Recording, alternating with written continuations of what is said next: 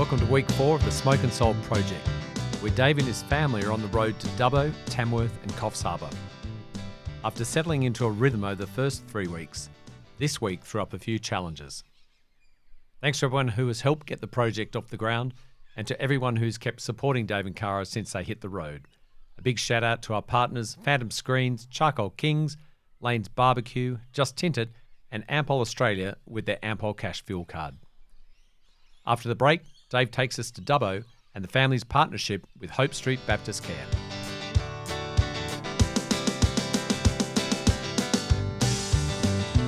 As soon as we arrived and settled in, I got in touch with Kristine Holland, who looks after HopeStreet. So I went in, saw her, got a bit of a feel of the space that I'd be serving, and just an idea of how big the area was that they had set up there. She was awesome, and she's been really helpful throughout this whole thing. I suppose the first thing I really felt was it's sort of like an old bungalow style home, but it's basically an old house, I think, that's been converted into this crisis centre. And walked in and instantly I felt like a really homely sort of vibe. They've got a number of volunteers there, and they've sort of set it up like a real house that you can sort of come in and relax and have something to eat. They don't usually have service on Saturdays, and our barbecue was scheduled for a Saturday, but they'd sort of made an exception for us and wanted to make this really special for their clients, and they'd been sort of handing out posters and flyers and advertising the fact that we would be there. And their service usually runs from, I think, Monday to Thursday, maybe Monday to Friday, but yeah, it's definitely not on a Saturday or a Sunday. So they were really sort of pumping this up as a special event. Yeah, so I sort of asked Kristine, how many numbers they usually have through, and she sort of explained, it's around sort of 50 to 60. So I then had a solid idea then of, firstly, the space I'd be working with, and then secondly, had an idea of, the numbers I was feeding. And, at every stop that we've had so far, those are the sort of key pieces of info I need. I need to see the space and see how big it is and see how I'm going to fit everything in, and then also the numbers. This was quite a small space that she had allocated, but that was all right. I could fit it all in there. I could fit my barbecues in there. She had explained that there was 50 to 60 heads that they regularly feed. The next day I could head out and source some food. Yeah, so being a 4 p.m. service, slightly earlier, it was really hard to serve up low and slow. So I decided to do something that would take a bit less time. So I did rump steaks with some chili beans and some corn on the cob, which has been really popular throughout the trip. So that morning I went, hopped in my car and set off to source all my food. And as I was going along, I could hear there was just a funny sound from the engine. I'm not a cars person. I don't understand cars or engines at all, but I knew something wasn't right. Something sounded off, but it was handling okay. And so I was going from A to B. I was doing my food shop and sourcing, and I came back and unpacked, and I thought something fell off, and I asked my father-in-law, who's they've been following us along, and I asked him to just have a listen, so we opened up the hood and had a listen, and something sounded off for him as well, and we just weren't quite sure what it was. And at this point in time, it was 4 p.m. on a Friday, and I said to Cara, no one's going to be free to look at this at 4 in the afternoon, on a Friday. We asked the hotel if they knew anyone, and they recommended a man called Ash. So we phoned Ash, and he was happy to look at it, late on a Friday. He was happy to look at it. And he, had a listen and said, yes, something's not right. Can you get the car into him on Saturday? And I said, well, the problem with that is I'm doing barbecue at HopeStreet, and so I need to get my barbecues there. And anyway, long story short, we figured out that if I could just get the car to Hope Street, unpack my barbecues and set myself up, my father-in-law would come down and pick up my car, take it in to Ash. And at the time, we thought it was a relatively easy fix. We thought we would have the car back later in the afternoon. But yeah, I'll get into more of that later on. But Friday, though, sourced all my food, came back into the hotel, had this issue with the car, figured out sort of how we're going to take it in to be looked at, and then we sort of moved on from there. Had a nervous sleep, I suppose, Friday night. Wasn't nervous about service. I was actually just sort of nervous about what the potential issues are with the car. Woke up early Saturday. Service didn't start till about 4 p.m. My aim was to get to Hope Street at 7 a.m. And yeah, so showed up there and, was unpacking and heading up. And yeah, it's been for the first time I've arrived at a space and there's been people sleeping in the area. I haven't had that up until now, which is, it's hard to see, but and I'm trying to do my best to set my barbecues up and not wake them. But yeah, to arrive at a site and see firsthand, I think there was about 3 people there sleeping rough, and it was freezing as well. That's hard to see. So I was able to get everything set up and get the fires on and get all the food on. And as I said, I got there about 7, and I think these people that were sleeping there, they woke about 8:30, and were friendly. And I said to them, oh look, I'm here to feed you, I suppose. And I said I'll come back at 4 and I'll have some food. And yeah, so I think that was sort of, as I said, that was a confronting thing to see first up on service morning. I had set everything up, food was on, everything was ticking along okay. My father-in-law arrived, he picked up my car and headed on into Ash. And I was, as I said, I was hoping that it would be an easy fix and we would hear something later in the afternoon. And unfortunately, about halfway through my cooking, about 11 a.m, Cara rang me and she said that she had heard from Ash, and she said, yeah, it's serious. The car will be out of action for a while. And it's a really, it's been the first real hurdle, I suppose, that we've had up until this point. Everything's been flowing. The 3-day turnaround in between events has been working. I was in a flow, felt like everything was just rolling along nicely. And so yeah, this was the first real hurdle that we had, and it was a hard one because I just knew that, not being able to get from A to B, the ramifications of that, just being unable to be in towns when I said I would be there. And then there's not only that, we've booked caravan parks and hotels and things in every town after this. And so I think my initial thought was just, I was just, the head was spinning. I just wasn't sure how we were going to fix it, handle it. I had to also remain focused on service, because I had food on. So I was, looking at fires and I'm watching food, and I had a service in about 4 hours. So I'm focusing on service ahead that evening, but at the same time having to just get on the phone and basically scramble and just figure out how we're going to get to where we need to be and get ourselves on schedule. So Ash had basically said, I'm not going to go into what he had to fix, but it was basically a timing belt issues, which anyone that understands cars knows that that's a pretty important thing to have to fix. He said, look, he understood our mission, he understood the journey that we were on, and I'm really fortunate that he was happy to push our car ahead and fix it ASAP. And so he said, look, the earliest I can get the car on the road would be Wednesday, which was going to be really difficult because we were supposed to be doing a barbecue in Tamworth on Tuesday, and we had to be leaving there to go to Coffs Harbour. So it essentially put us an entire stop behind. So yeah, I mean, where do I even start with how my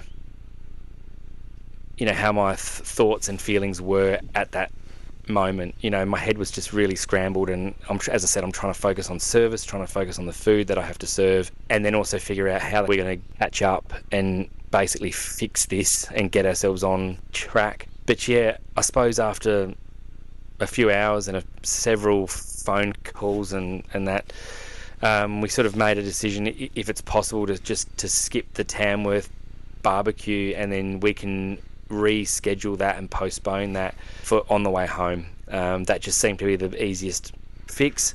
I didn't want to cut the Tamworth barbecue out because those people up there, and we'll speak more about that when I'm in Tamworth on the way home. They've been so supportive and on board, and they've been pumping it up, and they were really looking forward to having us. So to make that phone call to them and say that I can't be there when I said I was going to be there, and I really pride myself on being a person that when I say I'm going to be somewhere, I'll be there. And so to have to make that phone call and say, look, I'm not going to be there, it's just really hard. They were really understanding and said that these things happen. They were happy to postpone it. So we've got the barbecue in Tamworth now on the 31st, which, yeah, look, again, I'm just really happy that they were flexible with that, and happy for us to shift it, because they'd been advertising, handing out flyers and everything. So it seemed like it took us a few hours, and as I said, lots of phone calls and everything, but was able to fix this issue. And so we were going to be under the pump in terms of getting to Coffs Harbour. From Dubbo to Coffs Harbour is about close to 8 hours. Again, that's just too long for our two girls in the car. So we had to make an overnight stop in Tamworth anyway. And we figured out if we can get to Coffs by Thursday, my barbecue was scheduled for Friday. It's going to be it's going to be a hurry, but we will get there when we have to. And yeah, so I could now kind of rest and just slow myself down. I could calm down a bit and go, okay, we've seemed to have solved this issue. I can now focus on service. I think from the time that Cara phoned me and said that the car was out of action, as I said, that was about 11 a.m. I think by about 2 p.m. we'd figured it out. Yeah. And we'd figured it out. Then I could at least just then refocus on the service ahead and get this food out. So yeah, got to 4 p.m. The people that were sleeping rough when I arrived, they came back and were happy to see me. And we served these loaded barbecue boxes with rump steak and chili beans and corn on the cob, and the guys at HopeStreet had made up a Caesar salad to sort of accompany all of it. So we were able to give these people a barbecue box just completely loaded of food.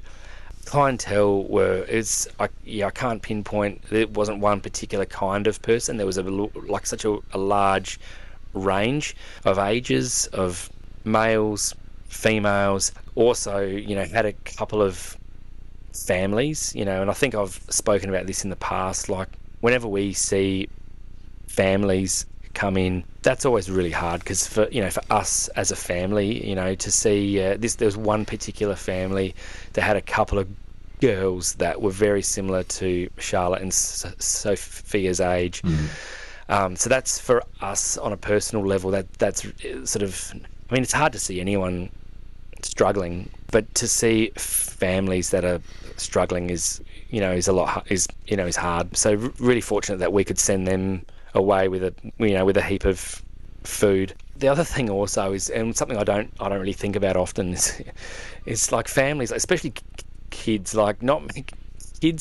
don't and they're not really into low and slow barbecue food. Like their palate, because it's very full on flavour. Like their palate just isn't old enough to really be into that sort of stuff. And our girls are are sort of similar also. I think Charlotte's really only sort of getting into it now. So when they arrive and I've got low and slow rump, it doesn't really interest them. So we were sort of able to give them some rolls and some salad and beans and a couple of extra corn, just to sort of fill them up, just to give them something that they can actually eat, because that's the most important thing. I want to serve food that people are happy to eat, not just because it's the only thing there. For the older people, the feedback I've had, they're really into the low and slow because it's something that they don't often have. But yeah, like kids just are not really into that, and that's totally all right. That's totally all right. So whatever other food I can serve them, I'm always happy to hand them extra of everything else. Dave, how many meals did you end up serving? They had estimated that they usually get around sort of 50 through, and yeah, it was pretty well accurate. We served out, so I had catered for 50 and we served out of everything. We served 50 portions. Always happy to serve out, always happy for there to not, to have everything eaten. After the break, we're going to hear from Kristine from HopeStreet Baptist Care.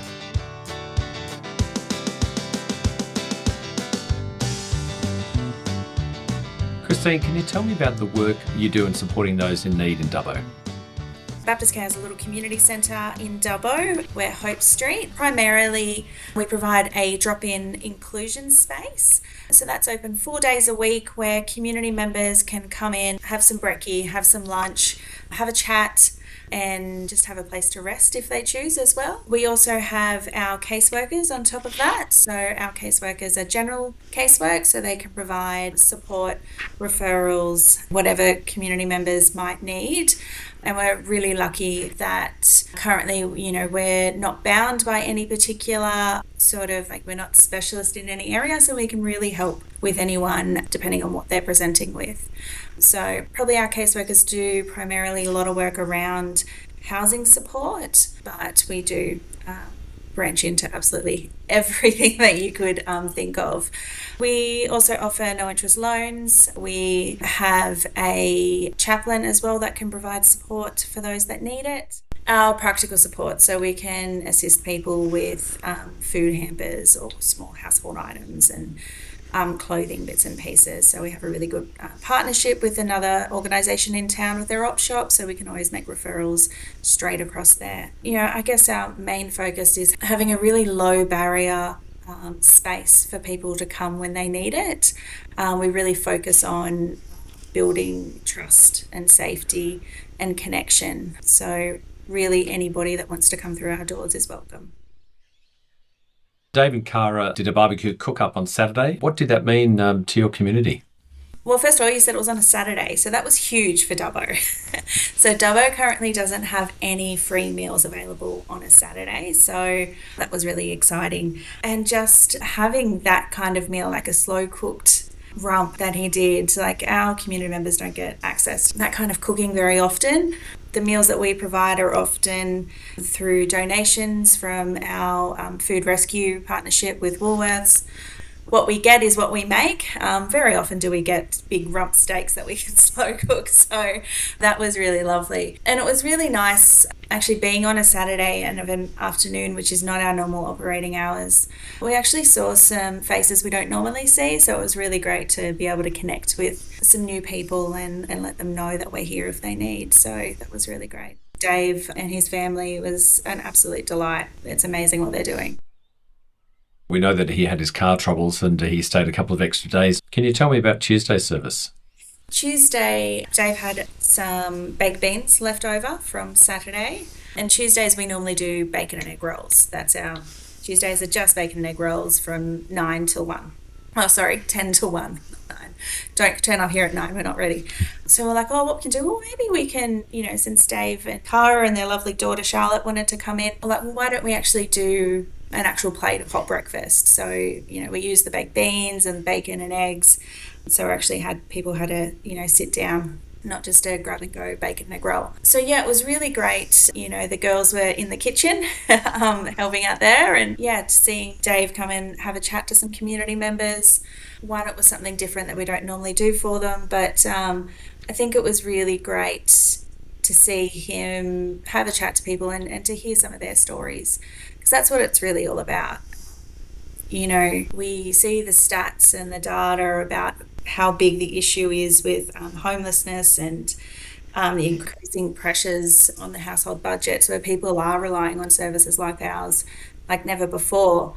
Sometimes we forget that there are people behind those figures, that there is a story, and like they're just absolutely lovely people. I love going out there and having a chat, and so being able to give Dave that opportunity as well was really great.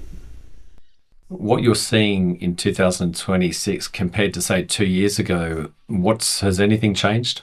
Our service has grown exponentially over the last couple of years with the number of meals that we're serving, the number of clients that we're having, the casework hours, that's all gone up. But what we're really seeing is an increase in numbers of people who are sleeping rough. So that's not, we've always had a significant number of people who are homeless, but they may be in temporary accommodation or maybe they're couch surfing, those bits and pieces. But the number of people that are literally sleeping rough at the moment, carrying their worlds in their backpacks, that's gone up. The number of women sleeping rough, that number has risen way too high.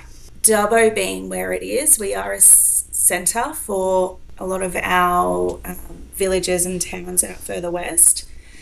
So we've had a massive increase of people coming in from those regions because they can't access the temporary accommodation out there. They come in here. Unfortunately, our temporary accommodation is full up as well. So, yeah, we're seeing a lot of those people coming to town for assistance. They can't get the assistance and they end up just sleeping rough. How can people help you?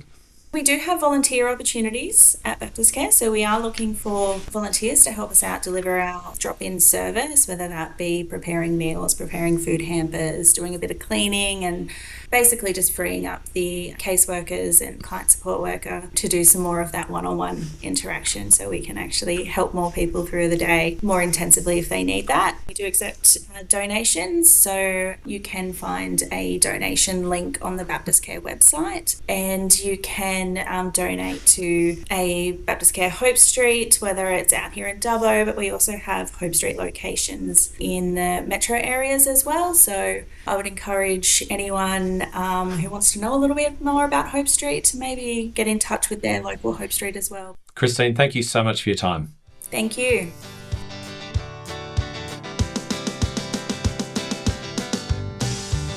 Now, Dave, getting back to the car and your time in Dubbo, obviously we know that you've been held back a couple of days. You've shifted Tamworth to later in the trip. What ended up happening on Tuesday in Dubbo?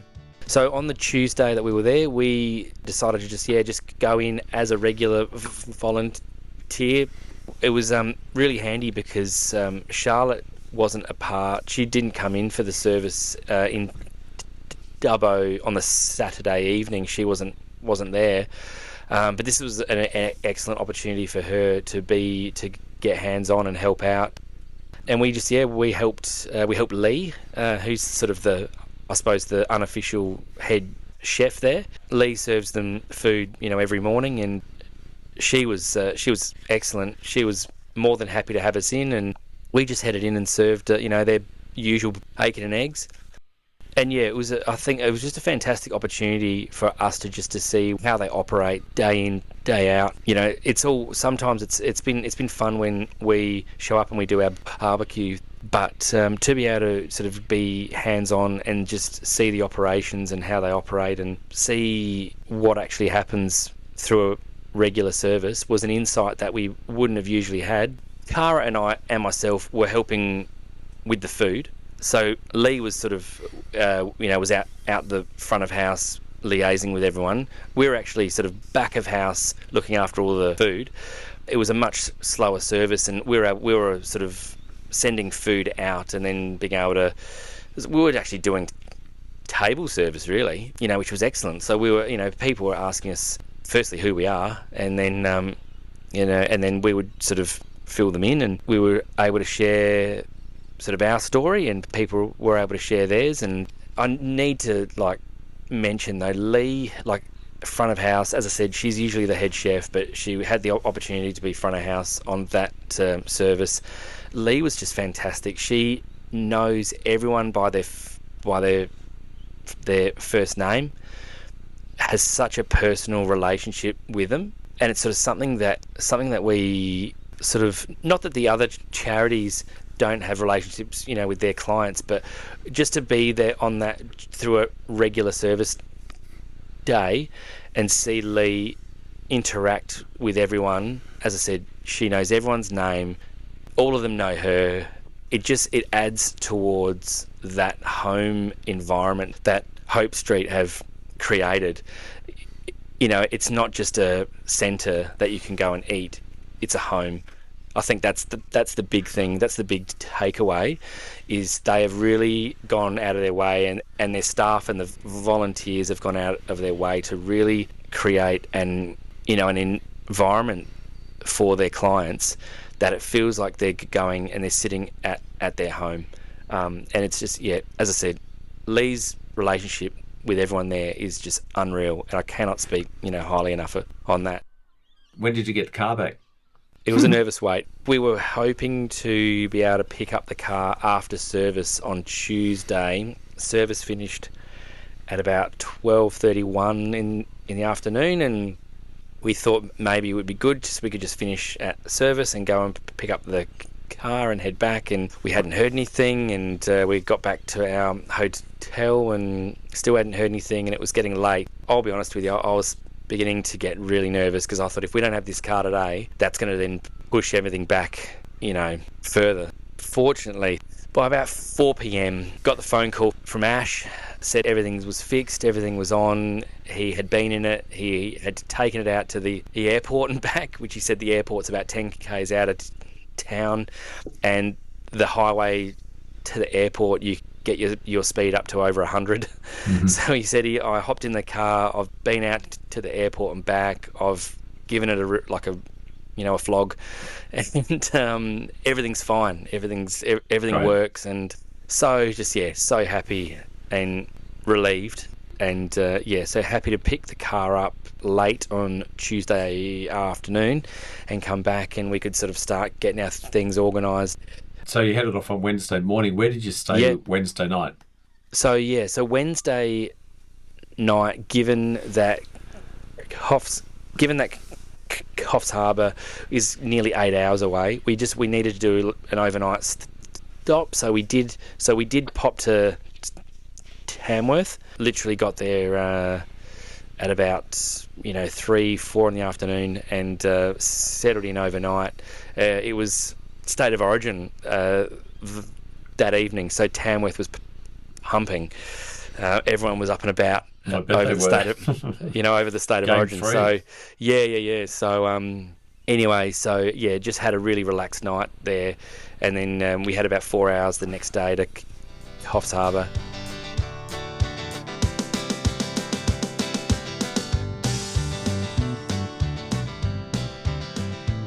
So Dave, you arrived in Coffs Harbour. You arrive on the Thursday, and service is on Friday.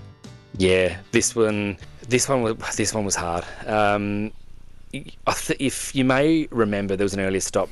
Our second stop in Mount Gambier, I had 48 hours to arrive and source all my food and get everything on. This Mount Gambier was easy compared. This was a lot harder. I had to thank God we arrived on a Thursday late night shopping, because if it wouldn't have been a Thursday, it would have been really hard, because the shops were fortunately open until 9 in the evening. Arrived at about 4 p.m. on Thursday afternoon, got settled in, unpacked, and then I was off straight away. So, and then not only that, had to get my food and then get it on, because it was a 9:30 a.m. service, and they were expecting low and slow. So I thought if I can pull off this, I can pull off anything, because went to the Mooney Markets just past the big banana, just outside Coffs Harbour. They were open late, sourced all my food, got everything back, got a big pot on, sliced everything up, threw it all in, and by the time I managed to get food on by just after 6 p.m, 6:30 in the evening, and I knew that it would be a late one, and then I had to get that shredded, get that off, and get it all packed, because I had to leave the next morning by about 6:30 a.m. to get to Pete's place, which is who we partnered with. So Pete's place, Vinnies, they open for service. Food service begins at 9:30. And so I wanted to get there at about 7 to get the fires on and get everything heated up. So, so I decided to, similar to Albury, I did pulled beef tacos, but this, because it was being an early service, I wanted to do a pulled beef, sort of like a breakfast style taco, with sort of beef, bacon, onion, cheese, some hash browns, and I had a pot of beans on it also. That seems to be a regular thing. So again, given that I was doing, they wanted low and slow, and I was doing a pulled beef. That was going to take a considerable amount of time the night before.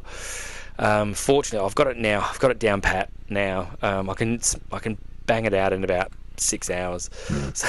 So managed to get my pot on and have it on high, and just try and get these pieces to shred. So I got some nice big pieces of chuck roast and sliced them up and threw them in and just seasoned it up, and was just hoping it would shred early. And got to about 10:30, 11 p.m, and it started to fall apart, and so I was like, yep, okay, I'm almost there. So managed to get to bed around 12 o'clock at night, and had my alarm set for 6 a.m, so 6 hours sleep, and was up and at it. Had the car packed and managed to get to Pete's place by 7, and I had food on by 7:30, and it was all heated up and ready for service. And when I think back on how that came about, I think, wow, that's unreal that I was able to pull it off. Amazing, unbelievably amazing. I mean, what you've been through this week is just incredible. Dave, how many people did you feed in Coffs? Yeah, so I think they average around 60 to 80, and we served around 65 people. Actually, probably gave out around a bit over that in terms of portions. So many people came back for extra helpings, and for lunch as well. Service was 9:30 to 12:30, and we again served out, so no leftovers. Everyone was really happy, loved it.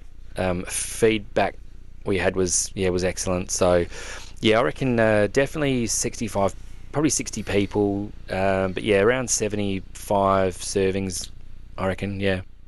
And tell me about the place there in regards to the services that they have in that community for people that are sleeping rough, and also those people in need.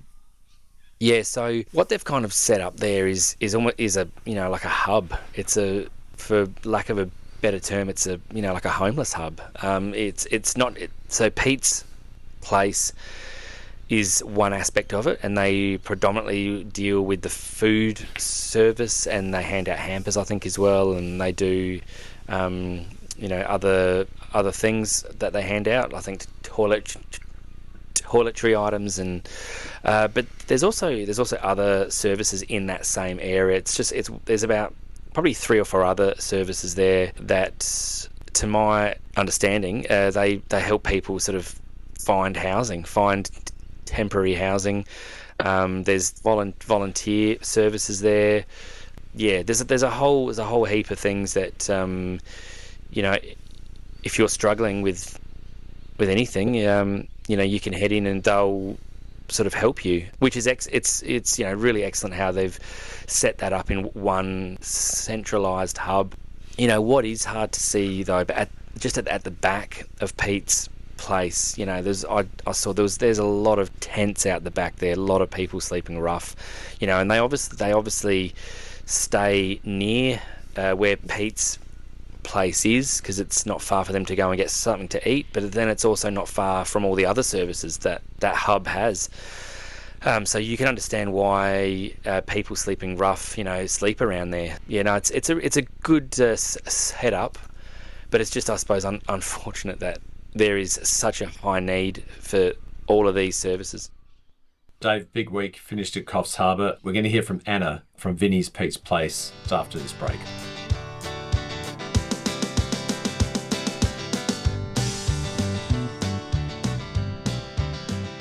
Anna, welcome to the Smoke and Soul podcast. Thank you for having me. Anna, can you tell me about the work you do in supporting those in need in Coffs Harbour? Yeah, absolutely. So Pete's Place here in Coffs Harbour is an engagement hub for people who are homeless or at risk of homelessness. We provide access to food, laundry facilities, shower facilities.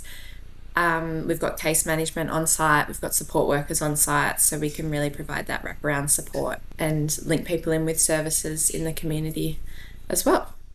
Dave and his family were there on Friday morning. Can you tell me about how that went? Yeah, so Dave and his beautiful, beautiful family did come and visit us on Friday. It was a really lovely, lovely morning having them here. They came and provided, their barbecue service for the people that we see. At the moment, we are seeing anywhere between 90 to 120 people a day here in Coffs Harbour.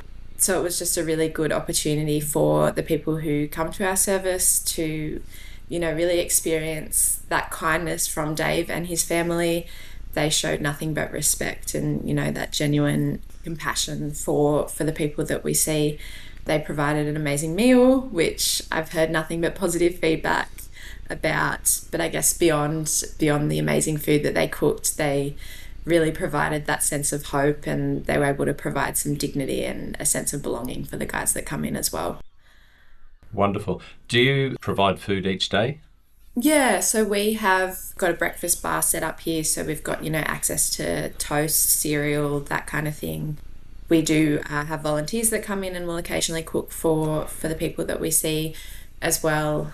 But it is, I guess, that more on that basic side of, toast, cereal and that kind of thing. So having Dave and his family come and do up the barbecue that they did was really comforting and really lovely to see for the people that come into our service.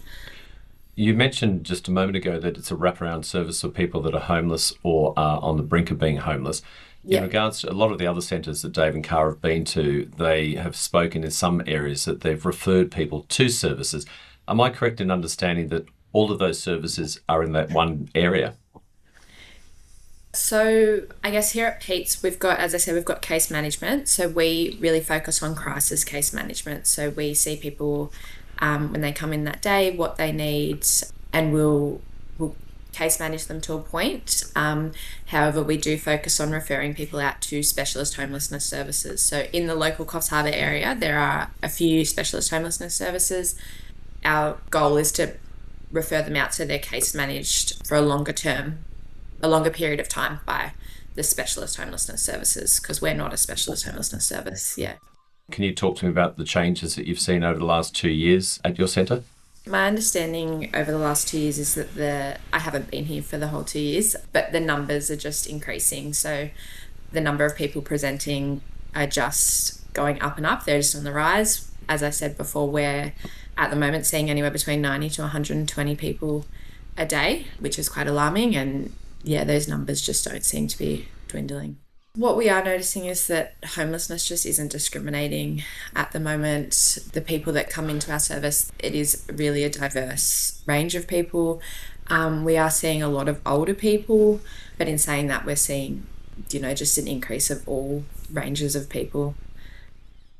If people wanted to assist Vinnies Pete's Place in Coffs Harbour, how could they do that?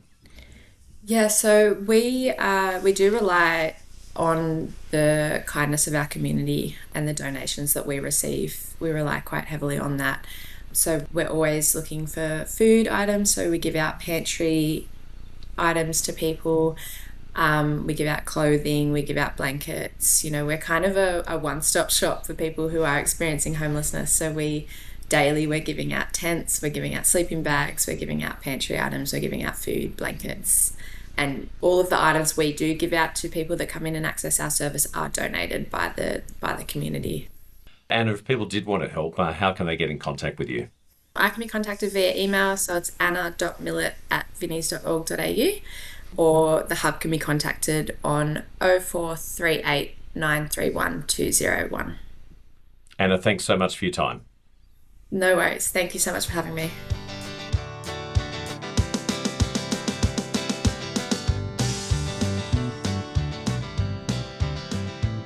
Dave, on top of a big week, you've also had some media coverage, which was great, and NBN came out to Coffs Harbour. And how did that go? Yeah, it was excellent. It was excellent having him out there. Any support that we can have to help raise awareness of these services and the issues of homelessness and people sleeping rough, for them to be out there helping us shine a light on these issues is wonderful. And also, you caught up with Troy Sincock from ABC 891 in Adelaide. Yeah, he was excellent, really friendly.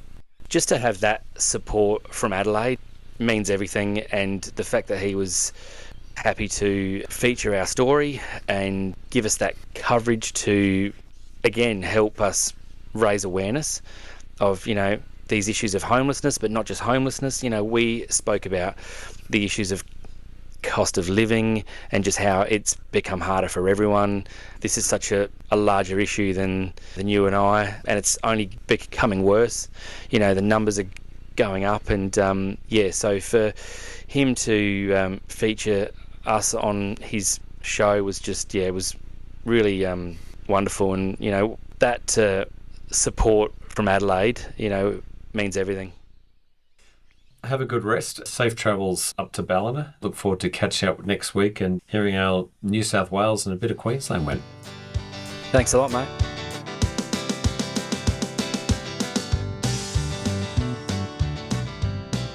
What a week for Dave and the family. It started with a setback and was followed with some unexpected opportunities. Thanks to Kristine from HopeStreet Baptist Care and Anna from Vinnies, Pete's Place, for sharing the work their teams do in Dubbo and Coffs Harbour. The Smoke and Soul project is 4 weeks in and 9 towns visited.